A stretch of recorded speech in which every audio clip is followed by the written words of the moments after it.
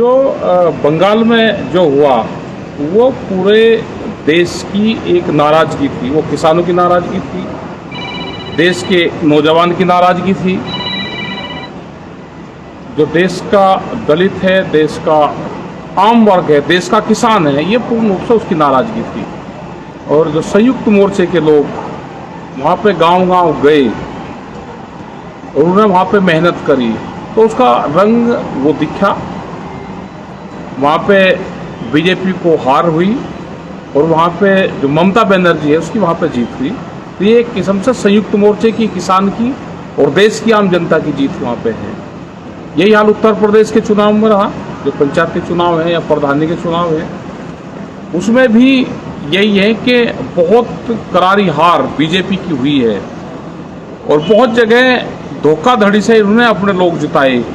पूरा पुलिस प्रशासन का पूरा मिसयूज करा गया, लोगों को ज़बरदस्ती हराया गया। तो जितने हुए कैंडिडेट थे उनको हराने का काम करा गया। उसके बावजूद भी बहुत बुरी हालात है। आज अब ये जिला पंचायत के जो अध्यक्ष बनेंगे इसमें पूरे विपक्ष को एक होना चाहिए। विपक्ष एक होगा तो इनको आप मात दे सकते हो। अगर विपक्ष एक नहीं होगा तो ये फिर हावी होंगे और पूरा जो इनका पुलिस फोर्स है, जो इनको एसओज हैं, जो थाने हैं, वे पूरा जिला पंचायत अध्यक्ष का चुनाव लड़वाने का काम करेंगे। तो लोगों को डरने की, घबराने की जरूरत नहीं है। सब लोग इकट्ठे होकर इनका मुकाबला अगर करोगे तो आप जिंदा रहोगे, नहीं तो ये जिला पंचायत अध्यक्ष अपने बनाएंगे और कम वोट इनकी है उसके बावजूद भी ये बनावेंगे, क्योंकि पुलिस फोर्स इनके हाथ में है। तो इनका मुकाबला करना पड़ेगा। यहाँ पे धरना जो गाजीपुर पे है या पूरा दिल्ली के चारों तरफ है, ये धरने चले हुए हैं और धरने ये जब तक चलेंगे जब तक भारत सरकार बातचीत नहीं करेगी, मसलों का समाधान नहीं करेगी, ये धरने हटेंगे नहीं यहाँ से। जिस तरह से बंगाल के बाद उत्तर प्रदेश में आप लोगों के स्पष्ट अपील भी नहीं थी, बस ये था कि भाई भारतीय जनता पार्टी को वोट ना दें क्योंकि इसमें बहुत सारे लोग लड़ते हैं, संगठन के एक जगह से 4-4 लोग लड़ते हैं। उसके बावजूद भी ये किसान और मजदूरों ने ये दिखाया है कि भारतीय जनता पार्टी के खिलाफ वोट किया है। तो ये जो नाराज़गी है धरातल पे, क्या सरकार इससे घबरा कर अब किसानों की मांगों को पूरा करने के लिए कोई कार्य करेगी, ऐसी कोई उम्मीद है? अब उम्मीद है कि सरकार अब बातचीत जरूर करेगी सरकार। और अगर सरकार बातचीत अब भी नहीं करेगी तो ये आंदोलन तो खत्म नहीं होते, आंदोलन तो चलते रहेंगे, क्योंकि देश की आज़ादी की जो लड़ाई थी उसके आंदोलन 90 वर्ष चले। तो किसान तो वापसी नहीं जाएगा, किसान तो लड़ाई लड़ेगा। और पूरे देश के हालात बहुत खराब है। पूरा देश को आधा देश इन्होंने बेच लिया। जो बड़ी बड़ी कंपनियां थी वे ये बेचने पर लगे हुए हैं और ये आम जनता को पता चल गया है सारा।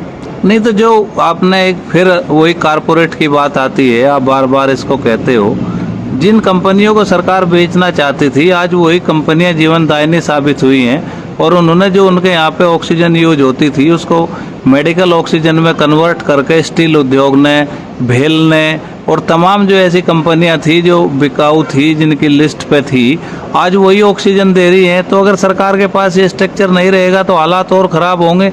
और कोरोना पे आप सरकार का किस तरह से फेलियर मानते हैं? कोरोना पे तो सरकार ही नहीं, सरकार ने तो हाथ खड़े कर दिए। इनके तो जो मंत्री हैं वे हॉस्पिटलों में जाके लेट गए, अपने आप को कोविड का वो दिखा के और क्वारंटाइन हो गए, वहाँ पे हॉस्पिटल ले लिए।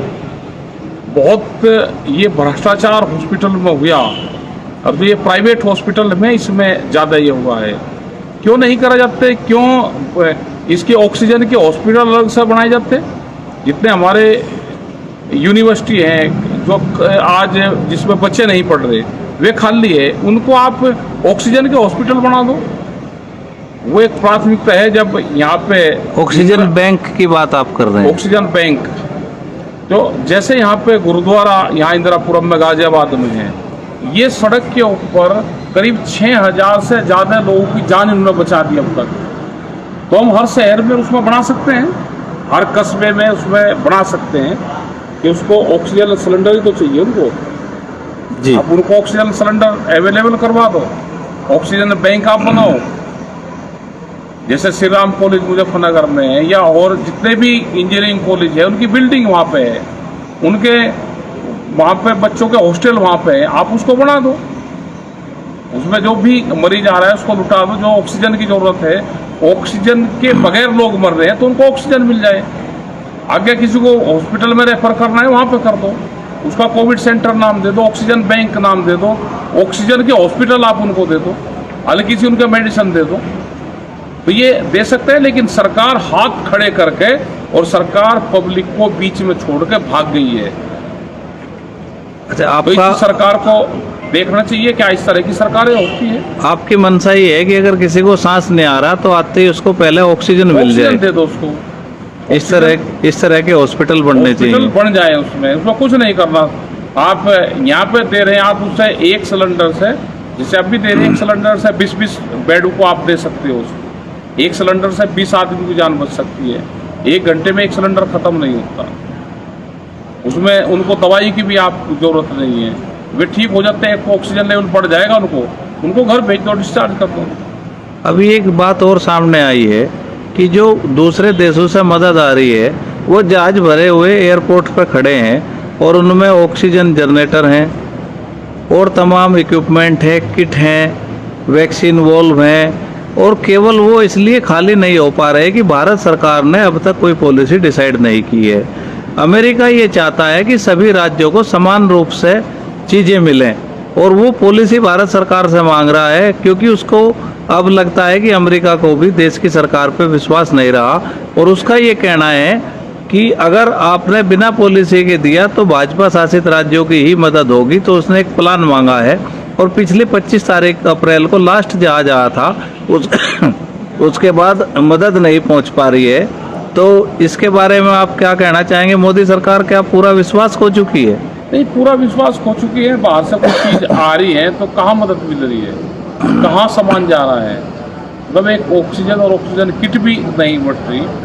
जो कोविड की हल्की दवाइयाँ थी वो भी आम मरीजों तक नहीं जा रही, और बहुत इलाज लोग अपने घरों पर कर रहे हैं। उसको दवाइयाँ आप फ्री दे दो, दवाइयाँ नहीं मिल रही, इंजेक्शन नकली मिल रहे हैं। जो मॉनिटरिंग सिस्टम था वो भी पूरा फेल है, जो अधिकारी थे वे भी छुप रहे हैं।